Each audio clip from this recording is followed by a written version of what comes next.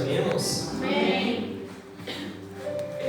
Gostaria de estar agradecendo a oportunidade que o pastor Antônio concedeu para estar pregando essa noite e agradecendo também a vida de todos os irmãos aqui, porque assim como a palavra é para mim, é para todos nós também que está aqui. E creio que essa palavra que vai ser falada hoje vai ser de edificação, tanto para mim como para você nessa noite.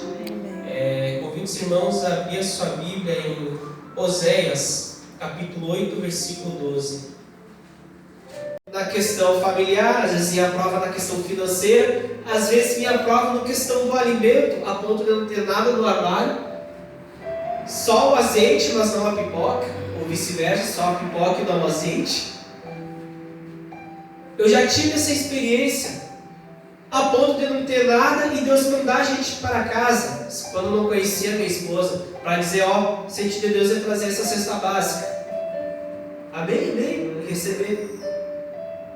Mas quando Deus falou, vem a prova que vier, não vai passar fome vocês. Está acontecendo isso. Eu estava passando por uma prova nessa semana, a qual eu pedi um dinheiro emprestado para o irmão da igreja. Eu não tenho vergonha de falar, porque quem nunca pediu emprestado? Quem nunca se viu num aperto e já pensou, não, vou pedir ajuda para aquele irmão. Eu pedi uns 50 reais emprestado, ele me ajudou. Deu para fazer o que a gente precisava. Porém, a nossa filha ainda estava precisando de remédio.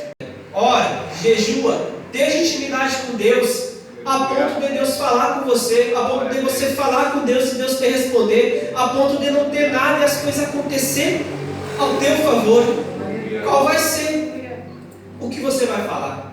Não, eu estava passando assim e Deus operou na minha vida. Como eu estava comentando com vocês um dia que eu estava pregando aqui, que a minha filha estava com febre, eu não tinha dinheiro e eu peguei e orei. Por que eu orei? Porque eu sei que se a gente orar, Deus vai curar. Porque está na palavra orar pelos enfermos. E se eu não conhecesse a palavra? O que ia ser da minha filha? Ao ponto que Deus curou ela. Aleluia, santo do santo. E Deus tem falado, irmãos. Uma coisa que Deus falou para nós foi assim, que poderia vir o problema que vier, mas uma coisa que Ele não ia deixar é eu e minha família passar fome. Porque eu já vim de uma família a qual é cristã, a qual o meu padrasto era pastor, e às vezes tinha umas provas. E nesse ponto que eu fui usado, ao ponto de abrir a boca e as coisas acontecerem na igreja, a pessoa se virar cambota, pular o poder de Deus agir, a soberba cresceu. Falando desse pequeno testemunho, porque quando Deus usa uma pessoa e as coisas acontecem, e vem outra pessoa, abre a boca e não acontece nada, às vezes o diabo vem e tenta agir nessa parte, tu é grandão, se fosse tu lá ia ser melhor. O primeiro pecado não veio de Adão e Eva, mas o primeiro pecado veio do coração de Lúcifer, a qual ele quis se achar melhor que Deus, a qual ele quis ser o melhor.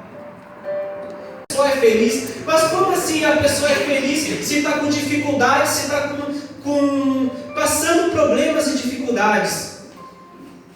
O que é paz? A paz na realidade não é ausência de guerra, a paz não é ausência de briga, a paz vem a ser a pessoa ficar tranquila em meio à tempestade, tranquila em meio à dificuldade. Ou seja, vamos colocar que nem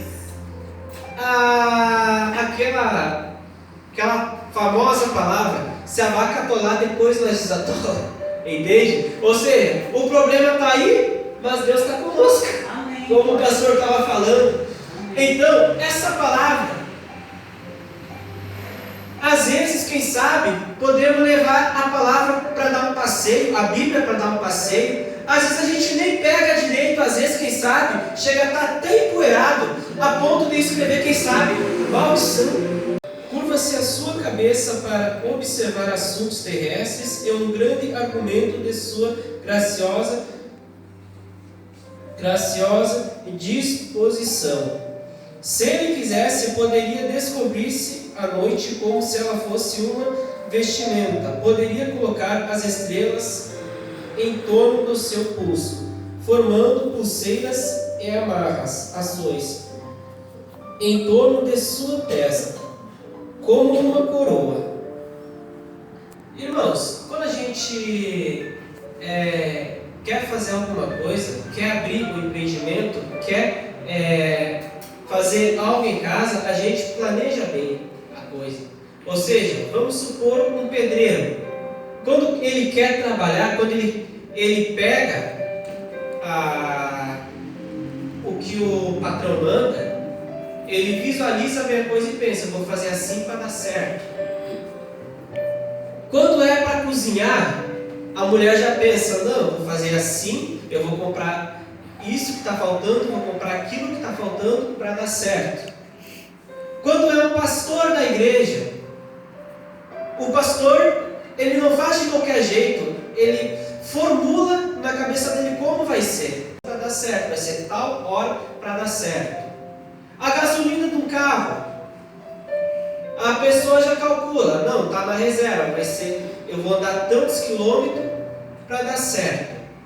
O que eu quero falar para você nessa noite, dessa palavra, é em questão da própria Bíblia, em questão da própria palavra.